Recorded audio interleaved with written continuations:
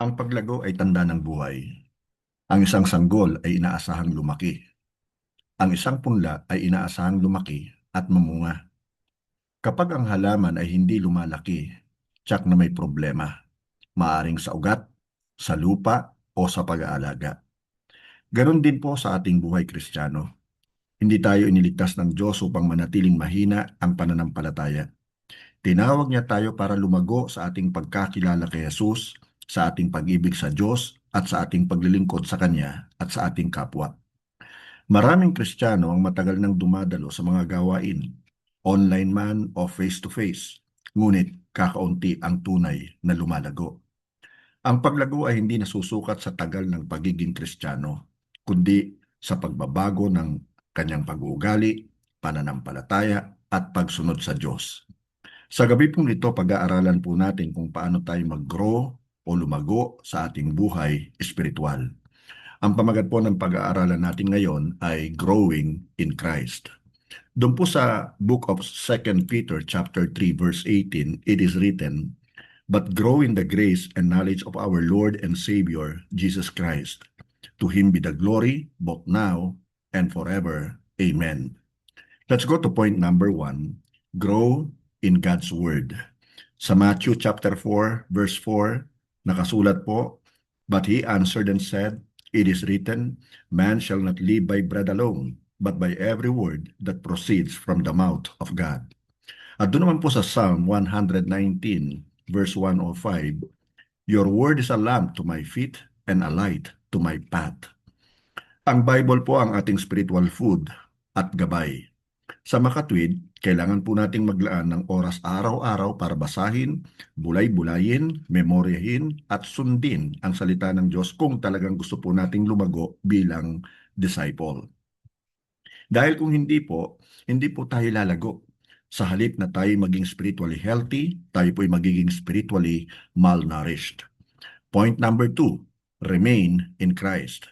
Sa John chapter 15 verse 5 naman, mababasa po natin, "I am the vine, you are the branches. He who abides in me and I in him bears much fruit. For without me, you can do nothing." Kung paano pong ang sanga ay hindi mabubuhay kapag ito'y hiwalay sa puno, ganun din naman, hindi po tayo lalago kapag tayo'y hiwalay kay Kristo.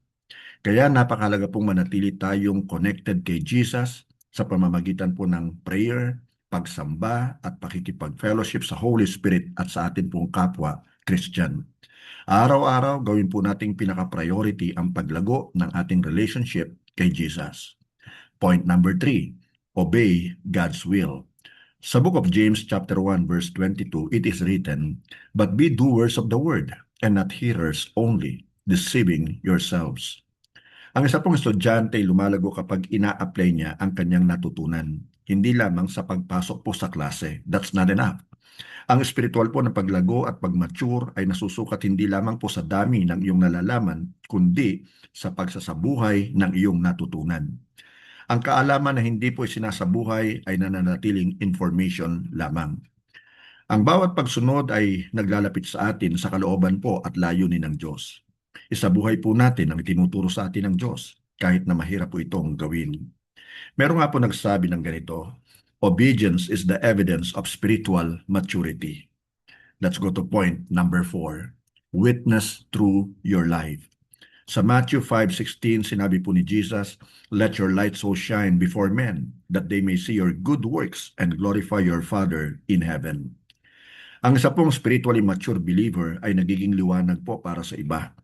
So hayaan mong ang iyong mga salita, mga gawa at karakter ay magturo sa mga tao kay Kristo. Ibahagi mo ang pag-ibig ng Diyos sa pamamagitan ng iyong patotoo at pang-araw-araw na pamumuhay. Nais ng Diyos na ang bawat isa sa atin na sumasampalataya sa Kanya ay patuloy na lumago hanggang sa maipakita natin ang karakter ni Kristo sa ating buhay. Let us not be satisfied with yesterday's faith. Patuloy po nating i-pursue o hanapin po ang Diyos, pag-aralan ng Kanyang salita, sundin ang Kanyang tinig, at tapat na maglingkod sa Kanya. Now, to summarize po, kapag pinili po nating mag-grow in God's Word, remain in Christ, obey God's will, and witness through our lives, magiging mabunga po tayo mga disciples ni Jesus at makapagbibigay po tayo ng kaluwalhatian at karangalan sa Diyos at makaka-influence po tayo sa iba na lumapit, makilala at magsuko ng kanilang buhay kay Kristo. Nawa po may natutunan po tayo sa ating maikling pag-aaral. Sa Diyos po ang papuri. God bless us all. Hallelujah.